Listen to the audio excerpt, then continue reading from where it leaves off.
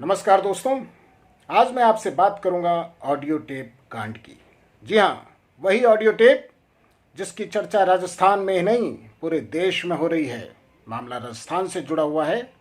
राजस्थान की सरकार को गिराने के लिए कथित तौर पर उस टेप में एक केंद्रीय मंत्री राजस्थान के गहलोत कैंप से बागी हुए विधायकों से बातचीत कर रहे हैं।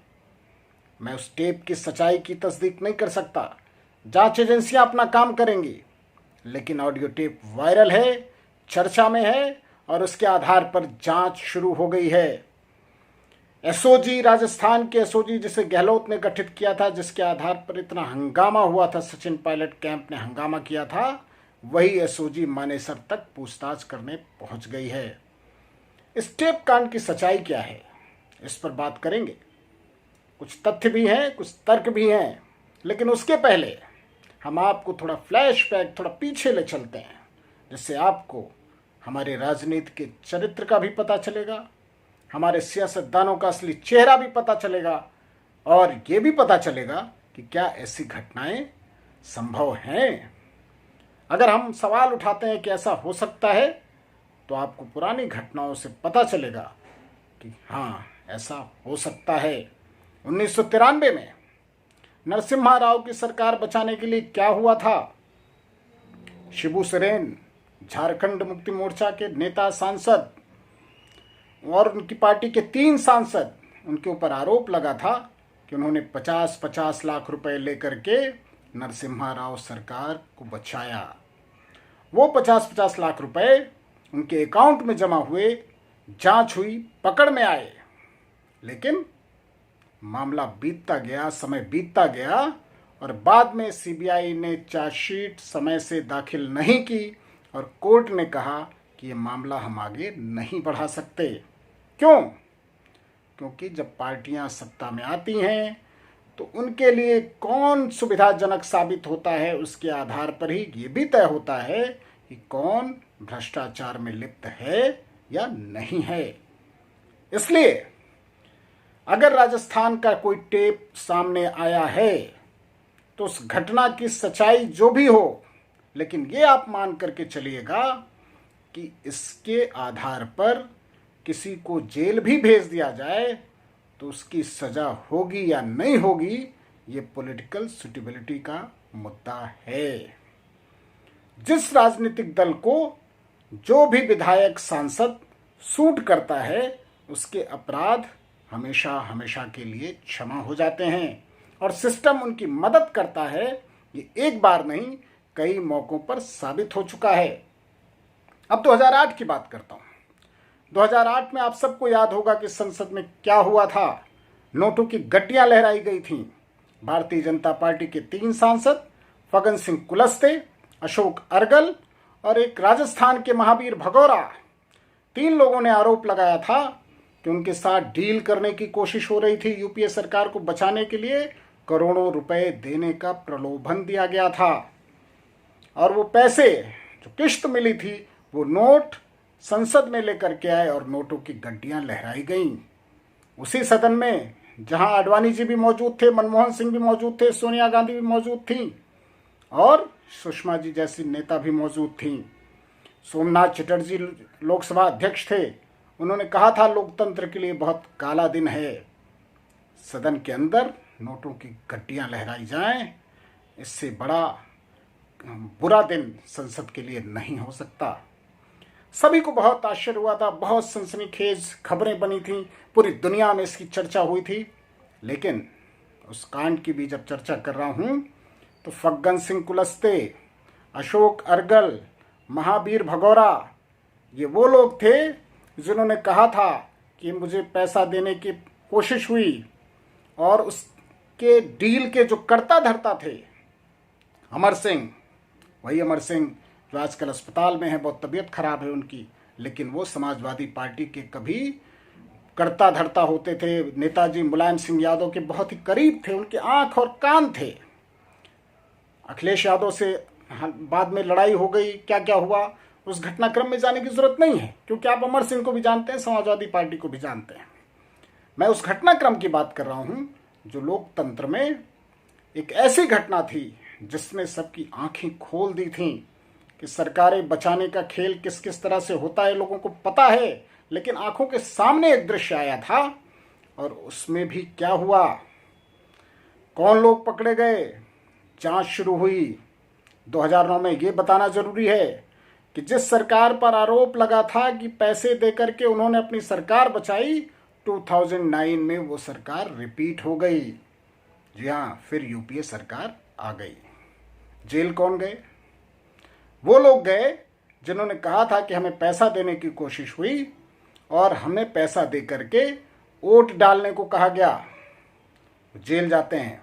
लेकिन फिर वही मैं कहता हूं, जो पॉलिटिकल सुटेबिलिटी का मुद्दा है वो सबसे बड़ा मुद्दा है। उसके ना तो करता धरता, ना ही वो लोग जिनको कॉन्स्पिरेटर कहा जाता था, जो विक्टिम थे, या जांच के दौरान जिन्हें बताया गया था कि ये लोग दोषी हैं, कोई भी सजा के करीब नहीं गया। ये दो घटनाएं हैं, 1993 और 2008। ये दोनों घटनाएं इसलिए महत्वपूर्ण हैं क्योंकि केंद्र की सरकार को बचाने के लिए संसद में खेल हुआ था। और संसद जो देश के लिए कानून बनाता है, देश के लिए विधान बनाता है, देश को दशा और दिशा देता है, जब वहां इस तरह की हरकतें होती हैं तो देश की विधानसभाओं की कल्पना आप कर लीजिए। 2019 के चुनाव के ठीक पहले किसी टीवी चैनल ने एक स्टिंग किया था जिसमें आधा दर्जन सांसदों ने माना था कि हम करोड़ों रुपए देकर के डील करते हैं, हम डमी कैंडिडेट खड़ा करते हैं, क्या क्या खेल होते हैं लोकतंत्र के, वो उन्होंने कैमरे पे बताया था। ये सारी घटनाएं आप एक सीक्वेंस में देखेंगे, थोड़ा पीछे जाएंगे तो आपको लगेगा कि ये जो ऑडियो टेप कांड आया है ये कोई बहुत अजूबी बात नहीं हो गई। ये राजनीति का चेहरा है दोस्तों, राजनीति में होता है और राजनीति में ऐसा करने और करवाने वाले लोग सत्ता पक्ष में भी हो सकते हैं, विपक्ष में भी हो सकते हैं। क्यों है ऐसा? ऐसा इसलिए है दोस्तों क्योंकि हमारी राजनीति आज भी धन बल और बाहुबल के आधार पर चलती है। ये सच्चाई है। हो सकता है शीट्स पर बैठा हुआ व्यक्ति बहुत संघर्ष के साथ आया हो, बहुत ज्यादा संघर्ष, पापड़ बेले हो उसने, बहुत आदर्श की स्थिति भी उसके मन में होती हो, सेवा भाव भी होता हो, लेकिन जो पॉलिटिकल सिस्टम है उस पॉलिटिकल सिस्टम की ये सच्चाई है कि बिना पैसे के, बिना धन बल बाहुबल के आप सत्ता को संचालित नहीं कर सकते। और राजस्थान में जो हो रहा है वो इस बात का एक और प्रमाण है।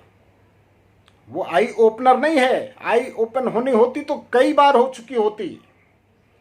ये बार बार उस घटनाक्रम की पुनरावृत्ति है और ये हमें बताता है कि ये जख्म कितना गहरा हो चुका है, इसकी किस कदर ऑपरेशन की जरूरत है और कोई करने को तैयार नहीं है। कोई भी हो पावर में, सरकार में कोई भी हो, लेकिन जब कोई व्यक्ति कितना भी करप्शन करके और हमारे पास आ जाए तो वो पाक साफ हो जाता है। राजस्थान की बात कर रहा हूं।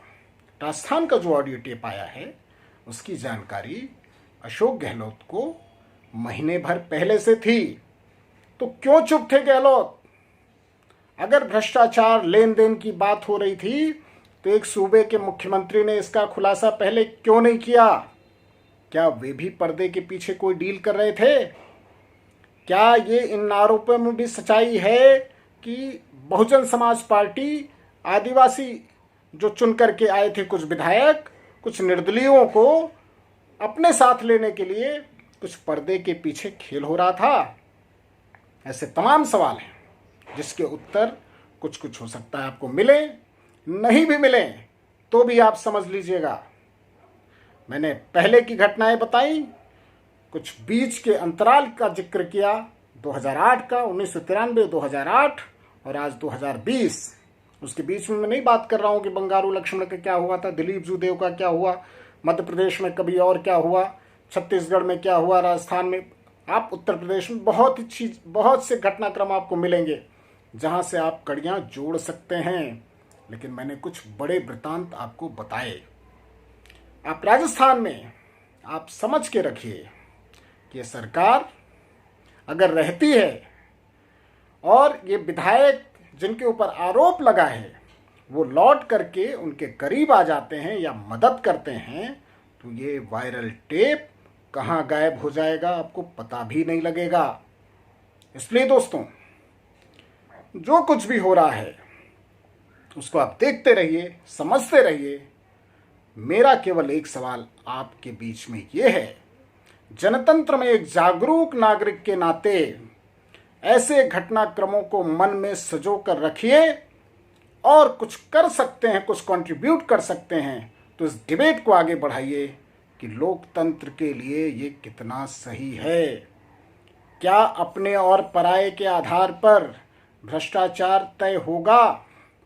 क्या लोकतंत्र में ऐसी ही मंडियां सजती रहेंगी? क्या नोटों के आधार पर हमारे सांसद और विधायक बिकते रहेंगे? और अगर हाँ, तो एक सवाल और भी कर लीजिएगा, क्या इसके लिए कहीं ना कहीं हम भी जिम्मेदार हैं? क्योंकि हम सवाल नहीं करते। धन्यवाद।